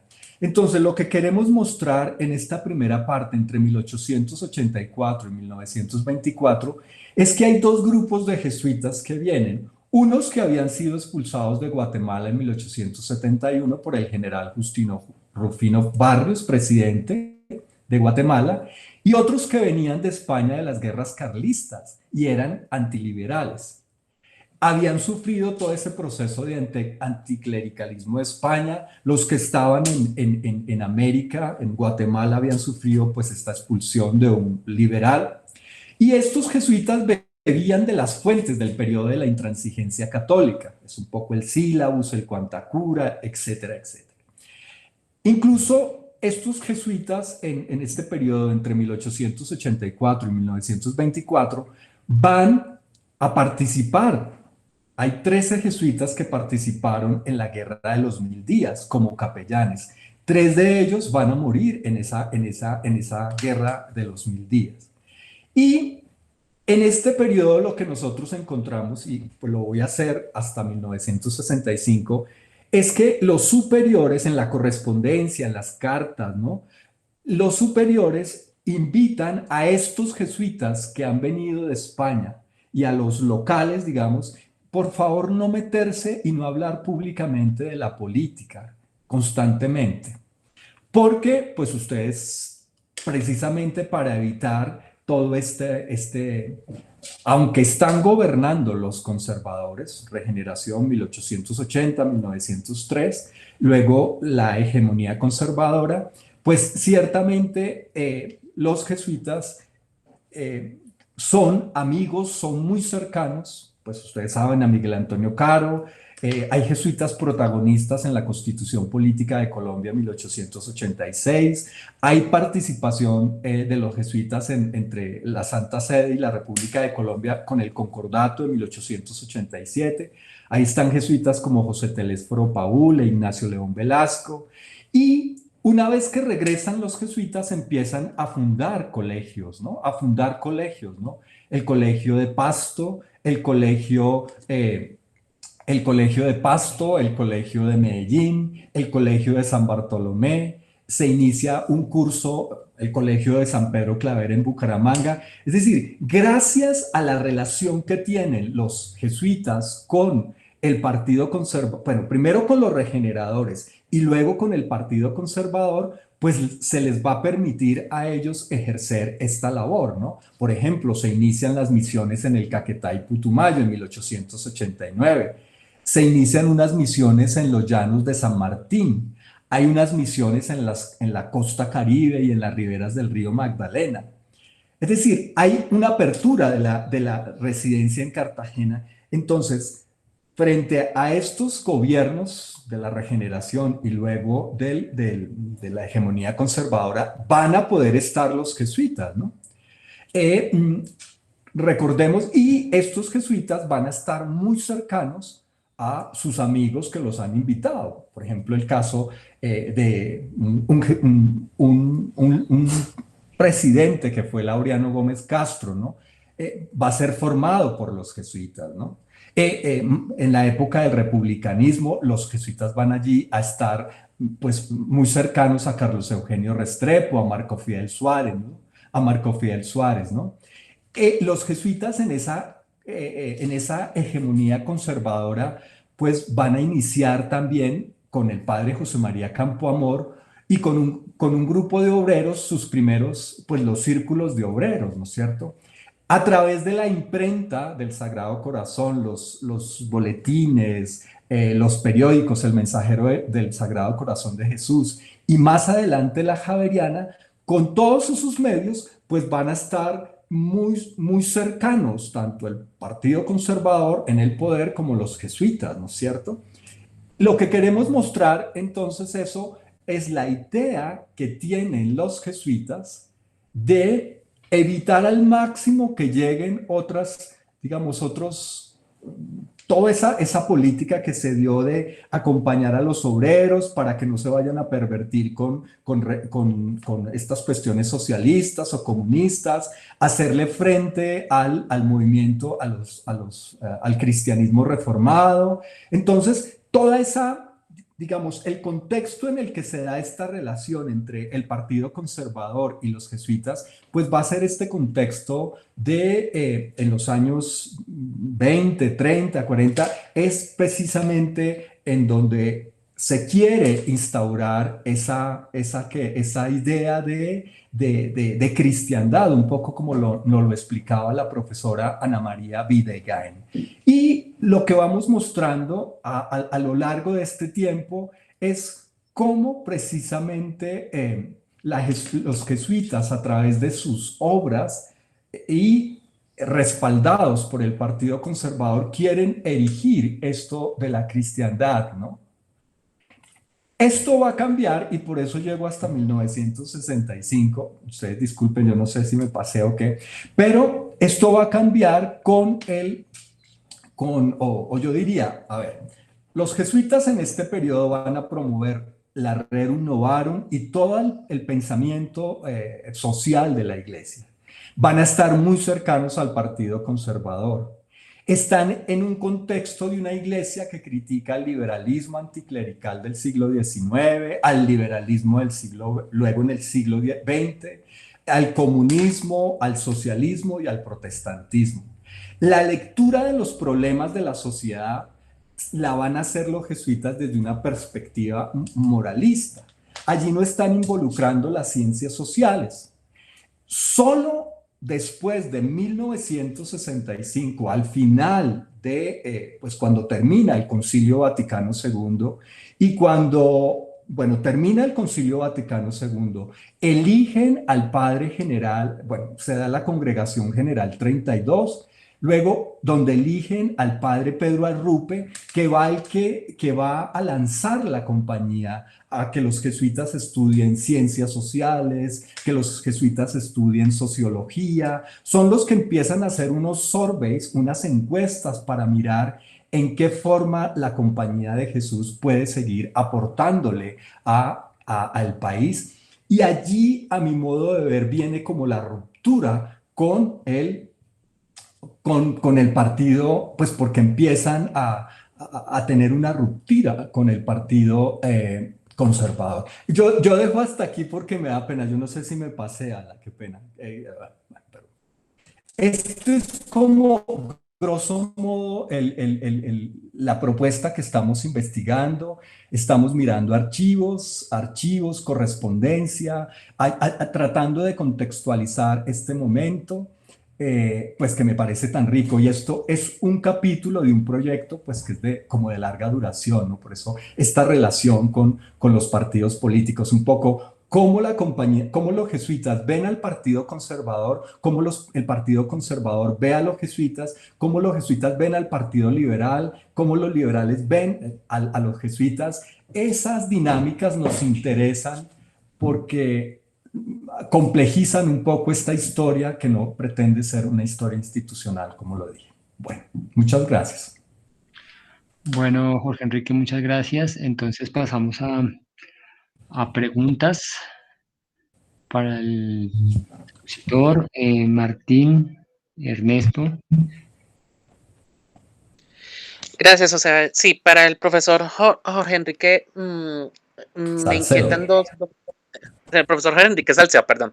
Dos preguntas. La primera, en el contexto específico de la guerra civil, si ha encontrado que además de la participación como capellanes militares, los jesuitas también, no sé, se involucraron, no sé, con prensa o con sermones o con otro tipo de actividades en el marco de un conflicto en donde pues un partido con el que estaban en estrechas relaciones estaban en conflicto militar. Eso por una. Y la segunda, si en la relación con los partidos, si ha encontrado esa relación de los jesuitas relacionada con específicamente con el aspecto de salubridad. Lo digo porque hace poco en un conversatorio con el profesor Renan Silva, él planteaba de que parte para entender las políticas y el desarrollo de la salud en Colombia en el siglo XX es necesario contar con el estudio de las órdenes religiosas. Particularmente él habla de los capuchinos, de los jesuitas, porque ellos de alguna manera u otra, ellos incentivaban a la gente a que recibieran a los médicos, a que estuvieran en las campañas de vacunación. Entonces sí, también es importante de que pues como parte de esa historia no institucional pues, del regreso de la Compañía Colombia, es ver cómo esa relación entre los gobernantes, entre los políticos o entre los gamonales, si se quiere, y en un contexto más regional, más local, también ayudaba a ampliar todo lo que tenía que ver con salud en Colombia. Gracias. Gracias, Martín. Bueno, y Eugenio Martín. Muchísimas gracias. Solo quisiera retomar lo de las primeras exposiciones, todas magníficas, el reto conceptual. Por ejemplo, política y religión. Yo como historiador de los siglos XVI y XVII de la Iglesia, y concretamente de los dominicos, pues religión estrictamente se refiere a las órdenes religiosas, agustinos, dominicos, franciscanos, jesuitas, en esos 2 siglos o más, incluso en el XVIII, obviamente. Y política, pues se refiere a la a la policía, es decir, todas las estrategias, las medidas de la corona para congregar, para construir plazas, etcétera, etcétera, etcétera, etcétera. Entonces, claro, trabajar esos conceptos de política y religión en un periodo tan amplio como el virreinal, pues tiene sus retos que desde mi punto de vista el parámetro fundamental pues son las fuentes. Son las fuentes. Otro cantar, el siglo XIX. Otro cantar, porque ahí sí, de manera clarísima, se distingue entre la fe y la iglesia, porque normalmente no, documentalmente no hay referencias, la iglesia, la iglesia, la iglesia, no, no, no, es la fe y con ello todo lo que conlleva. Muchas gracias. Gracias. Aníbal.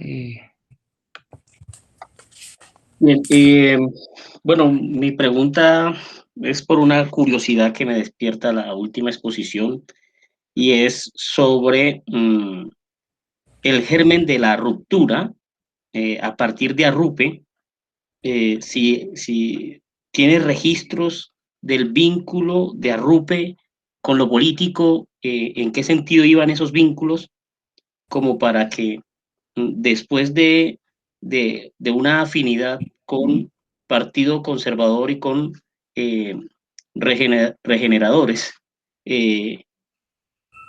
irrumpiera Arrupe con esa apertura a estudios sociales y le haga hablar al investigador de una ruptura al interior. Quisiera conocer un poco más acerca de ese germen de ruptura en Arrupe, su vínculo político y el desarrollo posterior de tal ruptura. Bueno, Sí. gracias. Yo creo que ya con esas preguntas podemos trabajar. Bueno, muchas gracias por las preguntas bueno. Perdón, si me permiten, qué pena que... Bueno, otra cosa que me quedó como creo que le dedicó bastante tiempo a hablar la caracterización del grupo que llegó desde España, pero me gustaría que también pudiese hablarnos un poco de los que venían de Guatemala. Sí. Bueno, si quiere yo comienzo por esta del final. A ver, la primera, lo de Arrupe. A ver, es importante también contextualizar, y lo decía en la presentación, el Concilio Vaticano II, y antes pues lo que había, todo este esfuerzo que se había hecho en América Latina, pues las conferencias desde 1953, y luego viene el Concilio Vaticano II, y en el Concilio Vaticano II, en donde hace presencia la Compañía de Jesús a través de teólogos como Karl Rahner, Delibat, bueno, para mencionar algunos, y todo esto que significó la posibilidad que una iglesia que anteriormente entraba a decir, fuera de la iglesia católica no hay salvación. El Concilio Vaticano II marcó una diferencia, es decir, no, vamos a empezar a dialogar un diálogo interreligioso, ¿no? Con los judíos, con los judíos, con los musulmanes. Vamos a hablar entre los cristianos, un diálogo ecuménico, entonces hablemos con los cristianos luteranos, con toda esa dinámica que, bueno, ese es un punto. Segundo, no vamos, poco lo que hace Juan 23, no vamos a seguir estigmatizando a los otros, se va a establecer un diálogo, ¿no es cierto?, con la economía, con la política, con otras religiones. Entonces, toda esa apertura del Concilio Vaticano II, pues es lo que va a marcar esto de arrupe, ¿no?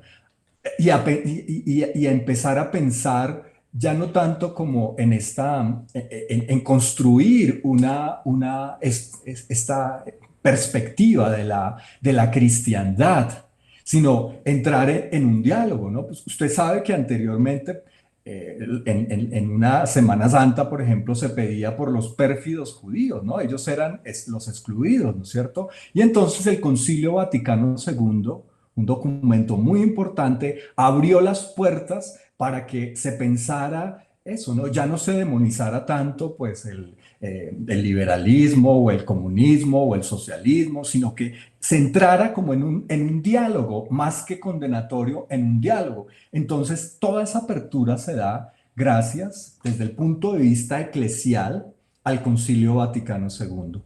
Y eso va a tener pues sus implicaciones en América Latina con esta reunión de Medellín, luego la de Puebla, toda la propuesta que asume la iglesia, la institución eclesiástica, entendiendo por institución eclesiástica el obispo, los sacerdotes, los presbíteros, los diáconos y el pueblo de Dios, ¿no es cierto? Eso lo va a asumir. Y es a partir entonces de esta reflexión que surge con el Concilio Vaticano II, pues que los jesuitas en estos contextos latinoamericanos y en el contexto colombiano, pues van a empezar a mirar la estructura de la iglesia. Yo le decía algo de los surveys, ¿no? Las encuestas que empieza a tener la Compañía de Jesús, a mirar cómo está haciendo su trabajo.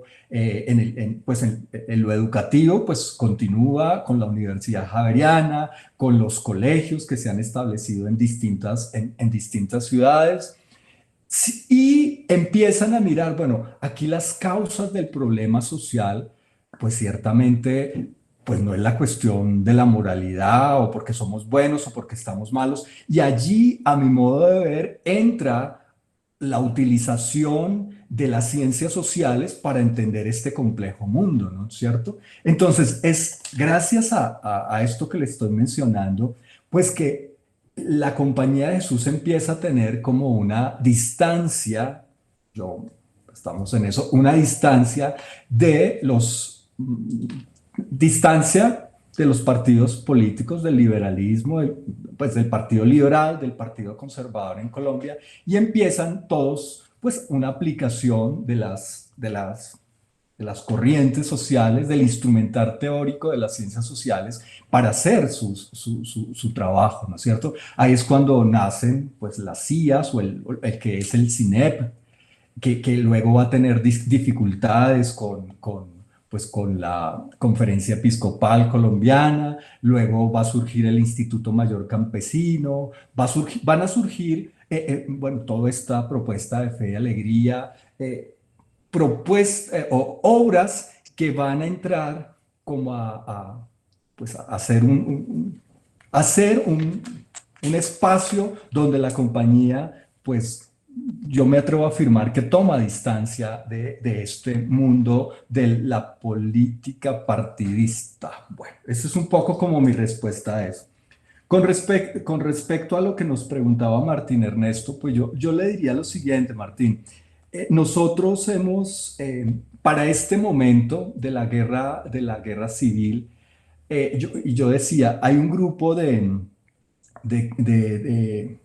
jesuitas españoles que llegan y estos jesuitas españoles van a estar muy involucrados pues en la cuestión política y escriben y ellos van en ese contexto a condenar también al liberalismo y van a escribir y entonces los superiores tienen que decir, no, ustedes recuerden lo que ha pasado en la historia de este país. Ustedes no se pueden meter en política y hacer sermones y azuzar, ¿no? Ustedes más bien guarden prudencia. Es lo que he encontrado pues en la documentación. Sermones me da pues quizás en la iglesia de San Ignacio, pero todavía no he encontrado. Lo que sí he encontrado son directrices de los superiores diciéndole a estos españoles pues que guarden un poco más de prudencia, porque, bueno, eso va a cambiar ya en los años 20 cuando hay jesuitas que son colombianos, jesuitas que son pues que han estado presentes, que sí, son colombianos. Estos jesuitas empiezan, pues porque son familiares, ¿no? El Partido Conservador y el Liberal, algunos pues son conservadores, pero son familiares, son amigos del Partido Liberal. Entonces, esta cuestión no va a ser digamos, esta cuestión no va a ser tan fuerte ya cuando los jesuitas son locales, ¿no? Y eso poco a poco uno lo va viendo a medida que va pasando la historia, que claro, se involucran con el Partido Conservador, tienen amigos en el Partido Conservador, educan a los hijos del Partido Conservador y a los del Partido Liberal, que ya en un momento, pues ya para los años 40, 50, pues han dejado el anticlericalismo del siglo X, de finales del siglo XIX, y están conviviendo pues en la sociedad, ¿no es cierto? Entonces, en ese sentido, pues buscaré sermones, pero para el caso. Con respecto a lo que usted habla de estas cuestiones de salubridad, en los colegios y sobre todo en los boletines, que estoy hablando del Colegio San Bartolomé, estoy hablando del Colegio San Pedro Claver en Bucaramanga, del Colegio San Ignacio en Medellín, en los boletines o en las distintas revistas, magazines que tiene la compañía, allí pues se hacen invitaciones. Eso lo he encontrado sobre todo, por ejemplo, en Juventud Bartolina, en Horizontes, en el periódico o en el magazine El Sagrado Corazón de Jesús, que a través de ello pues los jesuitas van a promover las misiones, van a promover pues este diálogo con la sociedad colombiana. Pues eso es lo que tendría que decir. No sé si contesté a las preguntas. Sí, Jorge, muchas gracias. Ya pasamos a la siguiente presentación. Muchas gracias por las preguntas. Gracias, Jorge, y quienes han participado. Vamos con la siguiente presentación a cargo de Johan Eduardo Centeno Collazos de la Universidad Pontificia Bolivariana. El título de la presentación es El ungido pentecostal, esbozos de un personalismo político hispano. Bueno, buenas tardes para todos. Lo que voy a presentar hace parte de las reflexiones relacionadas con mi investigación doctoral, el doctorado en teología ahí en UPB. El pentecostalismo temprano y su no participación política. Las iglesias de orientación pentecostal han hecho presencia en Colombia desde la década de 1930. Estas iglesias herederas del avivamiento pentecostal presentan en el país una diversidad moderada en medio de cierta heterogeneidad que se encuentra propia del pentecostalismo, hay ciertos elementos homogéneos que son resultantes de su afinidad con el fundamentalismo protestante norteamericano de inicios del siglo pasado, su herencia wesleyana y su acercamiento político heredado de los movimientos anabaptistas. En líneas generales, durante las primeras décadas de presencia en el país, frente a la política electoral, los pentecostales asumieron la llamada huelga social. Este distanciamiento de la política electoral y participativa no estaba direccionada por desinterés en temas políticos o sociales, tampoco por una falta de conciencia del entorno. Su distancia se desarrolló en línea doctrinal y en especial por factores escatológicos. Las iglesias pentecostales suelen ubicarse escatológicamente en los acercamientos dispensacionalistas y dentro de estos desde una visión preterista del fin. Los acontecimientos escatológicos están entonces próximos a suceder y por lo tanto la iglesia primero no puede vincularse a los asuntos de un mundo que va rumbo a pasar o a ser condenado, y segundo, la iglesia no puede perder tiempo en los afanes de este mundo, sino buscar la salvación del alma de los creyentes. De estos elementos surge un acercamiento en el que la iglesia consideraba la política como algo que desviaba al creyente de su propósito más importante, convertirse en un discípulo que hace discípulos, y lo hacía centrarse en un mundo del cual no es ciudadano, pues su ciudadanía está en el cielo. Esta marcada separación no está tan presente en la literatura pentecostal colombiana, que es escasa, aunque sí se encuentra en cartillas de discipulado que usaba el modelo dispensacionalista. Es presente en las predicaciones y en el pensamiento de la comunidad, dado que el pentecostalismo colombiano y el pentecostalismo en general no se ha desarrollado como una tradición de lo conceptual, sino como una tradición de lo narrativo, de lo oral. El creyente entonces crecía como un miembro en una iglesia donde anhelaba el retorno de Jesús, mientras participaba de su entorno llevando la luz del evangelio. Es importante señalar que la teología pentecostal se desarrolló en torno al llamado principio cuadrangular. Jesús salva, sana, bautiza con el Espíritu Santo y viene otra vez. Entonces es en relación con este Jesús viene otra vez que se da el acercamiento político. Ahora, hacia finales del siglo pasado, nosotros tenemos un cambio en la escatología pentecostal. El desarrollo de la doctrina en el pentecostalismo se ve afectado por la idea de que vivir su teología no puede proceder sin ser practicada, pero sí puede ser articulada sin necesidad de doctrina. Esta realidad suponía una leve continuidad, pero va variando doctrinalmente en la medida que pasan los diferentes líderes. Este cambio se ve en el país por la influencia temprana resultante de la llegada del movimiento profético y apostólico hacia la década del 80, que amparados en la demora de la parucía, elemento central e inmediatista en la predicación pentecostal, fueron dando un giro del anuncio de la inminente venida de Cristo para finalizar con un mundo que va a ser castigado, a una visión donde el papel de la iglesia es a través del dominio, establecer el reino de Dios en este mundo, algo que se reconoce como dominionismo teológico. Este cambio se dio en paralelo y coincidentemente con los cambios electorales en el país y la sensación de caos que esto produjo. Este cambio para la iglesia, sin cambiar la formalidad teológica, se convierte en un cambio en su acercamiento político. La participación política. La participación política pentecostal se da en medio de un momento de cambio general, de crisis formada por diferentes factores. Entre estos factores está el crecimiento urbano del pentecostalismo, el crecimiento pentecostal dentro de la clase media colombiana, el uso de los medios de comunicación y la búsqueda de prosperidad económica, lo cual llevó al movimiento a vincularse con más fuerza en las llamadas realidades de este mundo. Estos cambios terminaron relacionándose con los cambios productos de la Constitución del 91, con el pluralismo consagrado que generó un cambio en el panorama eclesial, propiciando una relación de mayor visibilidad pentecostal en el entorno político y social, y a su vez esta visibilidad generó mayor atracción a cierta población objetivo que veían como viable el acercamiento a una iglesia más relacionada con realidades del entorno. Ahora, esta participación no siempre se generó desde una propuesta identitaria, sino que respondió a la crisis política del continente, generando prácticas relacionadas más con el discurso efectivo que con la propuesta adecuada. La participación política de los pentecostales en Colombia fue entonces posibilitada por la confluencia de factores: el cambio social producto del pluralismo religioso, el cambio de actitud frente a la política que había vivido la iglesia pentecostal, producto de su escatología, y una flexibilización del entorno político para las minorías, no solo en el territorio nacional, sino en el continente. Un acercamiento a estos cambios de participación política, no solo en el pentecostalismo, sino en el protestantismo, lo encontramos en un análisis del doctor Pablo Moreno. Ahora, este cambio político en el mundo pentecostal no estuvo acompañado de la rica trayectoria que otras tradiciones tienen dentro del cristianismo, la llamada teología política.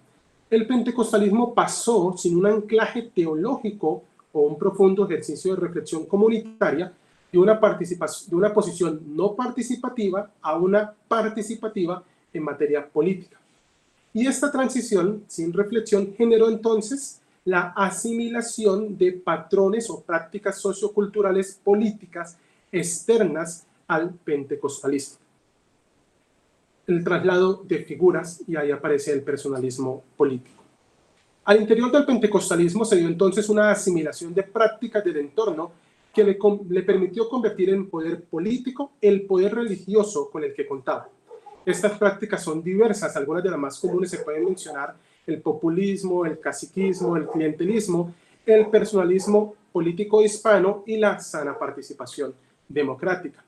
El personalismo político hispano, en el que hemos fijado nuestra atención en este escrito, se entiende como el ejercicio personal del poder, bien como expresión de la pura voluntad de dominio, únicamente sujeta a su propio arbitrio, correlativo a la debilidad institucional y o al escaso arraigo de la norma bien escrito dentro de la normativa vigente, amparado tras el estado de excepción previsto en los textos constitucionales para situaciones extraordinarias. Nótese que este ejercicio de poder tiene similitudes al caciquismo o al casillismo o al liderazgo populista.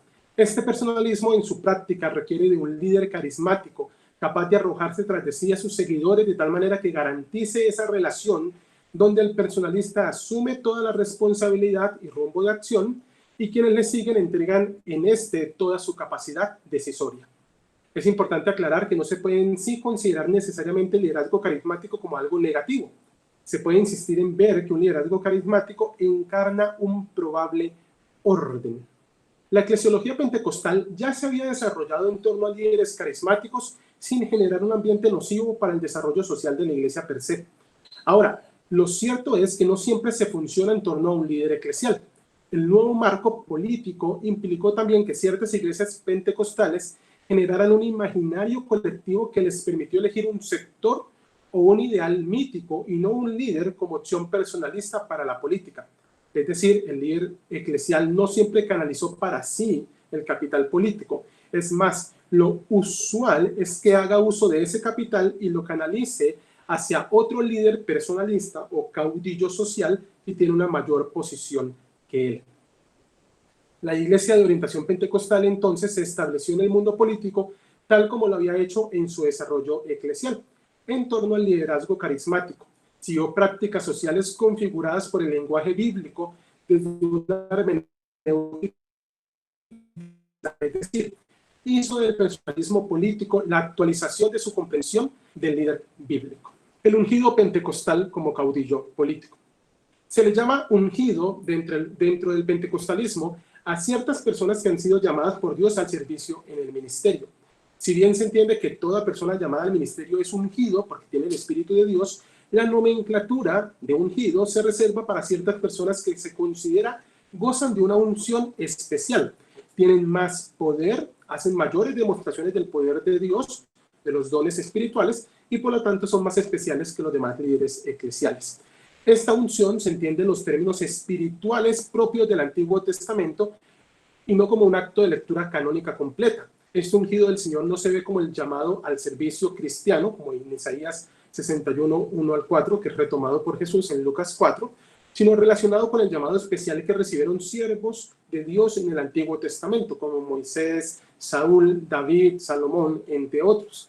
Posiblemente la figura más representativa de la unción para la comprensión pentecostal sea David, cuya narrativa en la Escritura nos evidencia a un joven pastor de ovejas que pasa de no ser muy valorado por su familia a ser la demostración del rey para el pueblo de Israel, el rey del pacto para Israel.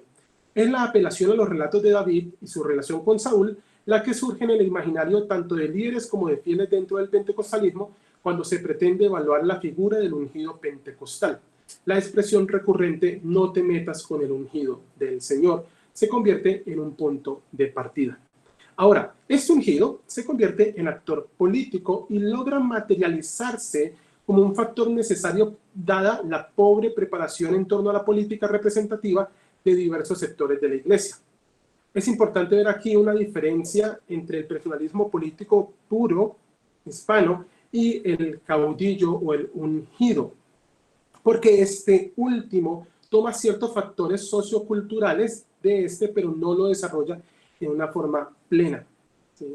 El ungido... Johan, ¿Sí, señora? te quedan 5 minutos, ¿vale? El ungido entonces se desarrolla como una alternativa responsable que sabe la dirección a seguir, pues la recibe de Dios, o eso dice, en medio de la inestabilidad del entorno. Ahora, si uno lo presenta así, ¿sí? Si uno sigue esta idea, uno va a terminar con la impresión de que lo que tenemos acá es un caso común de manipulación por parte de un líder carismático descrito en términos weberianos. Pero el asunto es mucho más complejo que eso. El líder carismático comunitario del ungido, el liderazgo carismático comunitario del ungido, dentro de ese fenómeno del pentecostalismo latinoamericano que hemos identificado como el personalismo político hispano, genera una relación eclesial donde su posición es escuchada y puede capitalizar su porción política. Esta persona o este capital político, ¿sí?, no se manifiesta exclusivamente como capital electoral en la última década del siglo pasado. ¿Sí? No sucede así con los grandes pastores del pentecostalismo.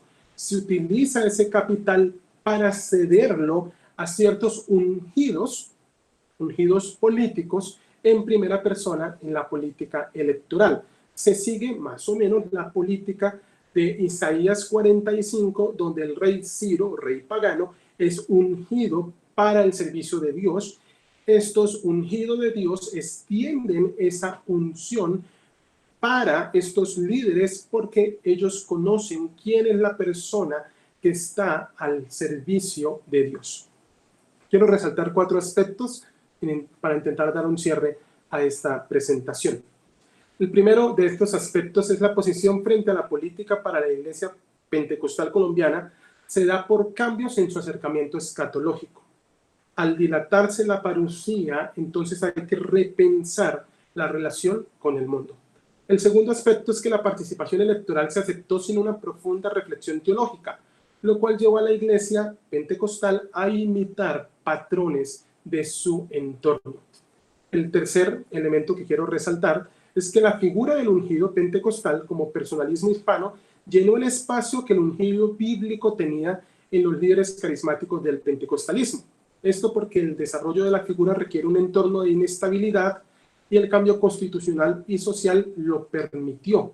Lo que la Iglesia hizo fue traspolar el líder eclesial carismático al ambiente político y entonces se encontró en el personalismo político hispano una manifestación popular. Y el cuarto aspecto es que en Colombia, particularmente, este poder personalista se ha enfocado no directamente hacia los líderes eclesiales, sino hacia figuras del personalismo social del país a través de prácticas, a veces solo de convicción doctrinal y a veces de marcado clientelismo. Es decir, Colombia no ha tenido el fenómeno de países centroamericanos, donde porcentualmente el pentecostalismo es mayor, de tener electos en cargos importantes en el país a pastores pentecostales. Lo que nosotros hemos vivido es que las iglesias pentecostales han abierto sus espacios de culto para que ciertos ungidos seleccionados por sus líderes, ungidos políticos, sean vistos por la congregación como la persona por la cual se debe votar. Este es el candidato que Dios ha elegido para este país. Esa es la visión del personalismo político hispano desde el ungido pentecostal.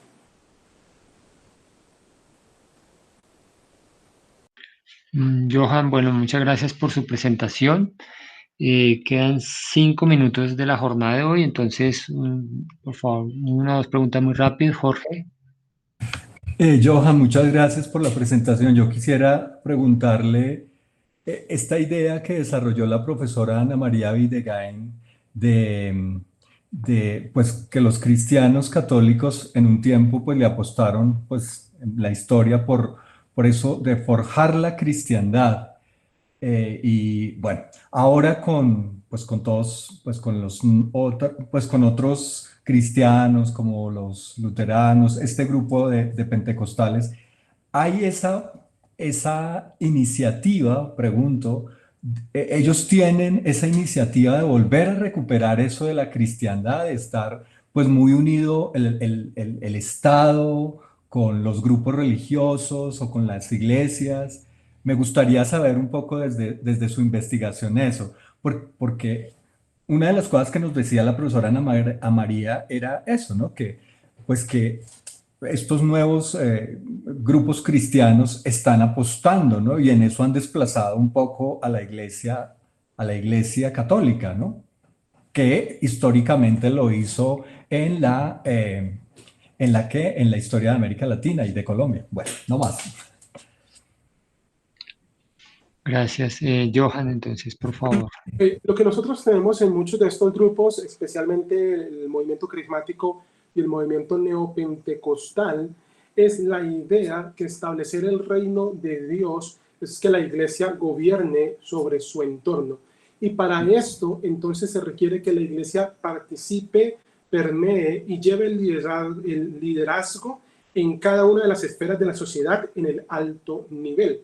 Entonces, eso implica participación política, implica participación empresarial y demás, pero no solamente como un elemento de matrimonio iglesia-estado, sino como un elemento donde la iglesia está por encima de todos los demás componentes.